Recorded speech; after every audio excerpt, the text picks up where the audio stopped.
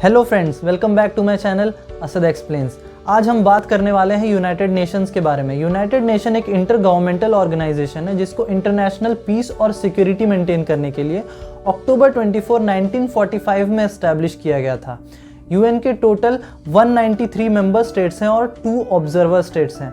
UN के current secretary general Antonio Guterres हैं। इसके हेडक्वार्टर्स न्यूयॉर्क सिटी में लोकेटेड हैं और रीजनल हेडक्वार्टर्स जेनेवा, वियना और नायरोबी में भी हैं। यूएन के official languages Arabic, Chinese, English, French, Russian और स्पेनिश भी है, लेकिन ज़्यादातर काम इंग्लिश और फ्रेंच में ही होता है सिर्फ। आइए जानते हैं कि यूनाइटेड नेशंस को क्यों एस्टैब्लिश किया गया था। वर्ल्ड वॉर 1 का ह्यूमन सोसाइटी पे काफ़ी बुरा इफेक्ट रहा था, जिसके बाद फिर फ्यूचर में वॉर्स को प्रिवेंट करने के लिए और इंटरनेशनल पीस और सिक्योरिटी मेंटेन करने के लिए लीग ऑफ नेशंस नाम की एक ऑर्गेनाइजेशन बनाई गई। लेकिन लीग अपने ऑब्जेक्टिव्स में फेल हो गई और वर्ल्ड को फिर से वर्ल्ड वॉर 2 का सामना करना पड़ा। वर्ल्ड वॉर 2 इतनी ज़्यादा डेवेस्टेटिंग थी कि बहुत से पॉलिटिशियंस और थिंकर्स को एक पावरफुल इंटरनेशनल ऑर्गेनाइजेशन के होने की कमी महसूस हुई जो वर्ल्ड पीस प्रिजर्व कर सके।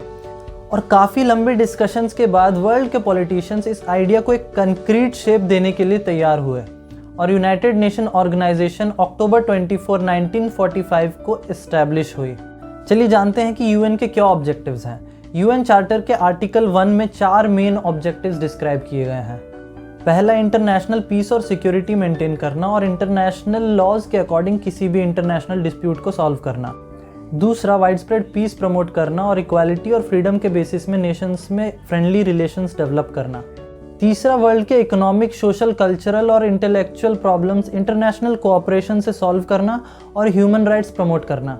और चौथा, यूएन को एक सेंटर बनाना जहां पे नेशंस के इंडिविजुअल एफर्ट्स को कोऑर्डिनेट करके इन ऑब्जेक्टिव्स को अचीव किया जा सके। अगर यूएन के स्ट्रक्चर की बात करें तो यूएन के 6 प्रिंसिपल ऑर्गन्स हैं: general assembly, security council, economic and social council, international court of justice, secretariat और ट्रस्टीशिप काउंसिल। ट्रस्टीशिप काउंसिल 1994 से इनएक्टिव है। इन प्रिंसिपल ऑर्गन्स को डिटेल में एक्सप्लेन करते हुए मैं एक और वीडियो बनाकर डाल दूंगा, इसलिए इस चैनल को अभी जाके सब्सक्राइब कर लीजिए। अगर यूएन की फंडिंग की बात करें तो इसके सारे फंड्स इसके मेंबर स्टेट्स के वॉलंटरी कॉन्ट्रीब्यूशन से आता है। यूएन का इस साल का बजट यानी 2020 का बजट $3.1 बिलियन का है। यूएन की फंडिंग में सबसे ज़्यादा contribution US, China, Japan, Germany और यूके देती है। अब आइए जानते हैं कि यूएन को क्या क्या अचीवमेंट्स मिले। यूएन ने एशियन, अफ्रीकन और लैटिन अमेरिकन कंट्रीज़ में कॉलोनियलिज्म और इंपीरियलिज्म के अगेंस्ट लिबरेशन मूवमेंट को एनकरेज और सपोर्ट किया। यूएन के क्रिएशन के बाद से अराउंड 80 कंट्रीज़ को इंडिपेंडेंस मिली है। यूएन ने कई डिस्प्यूट्स को पीसफुली नेगोशिएट करके सॉल्व किया, जैसे कि लेबनान, बर्लिन, कोरिया, सुएज और कॉन्गो में। यूएन को केमिकल वेपन्स को बैन करने में रिमार्केबल सक्सेस मिली। नवंबर 12, 1992 में जनरल असेंबली के 144 मेंबर्स ने एक ड्राफ्ट ट्रीटी बनाई केमिकल वेपन्स और पॉइजनस गैस के यूज़, मैन्युफैक्चरिंग और स्टोरिंग को बैन करने के लिए, और ये ट्रीटी अप्रैल 29, 1997 में फोर्स में आई। यूएन ने इकोनॉमिक और सोशल रीजनरेशन का काम भी किया। यूएन ने थर्ड वर्ल्ड की डेवलपिंग और अंडर डेवलप्ड कंट्रीज़ को इकोनॉमिक जस्टिस दिलाने का काम किया और जनरल असेंबली ने टाइम टू टाइम कई प्रपोजल्स पास किए अपार्थाइड को ख़त्म करने के लिए। साथ ही साथ यूएन को क्रिटिसिज्म भी मिला, सबसे पहला तो उसके रोल के लिए। यूएन के रोल को लेकर कंट्रीज़ में काफ़ी कन्फ्यूजन है। कुछ कंट्रीज़ का मानना है कि यूएन को वर्ल्ड अफेयर्स में एक ग्रेटर और मोर इफेक्टिव रोल प्ले करना चाहिए, लेकिन कुछ कंट्रीज़ का मानना यह है कि यूएन को सिर्फ ह्यूमैनिटेरियन कामों तक ही सीमित रहना चाहिए।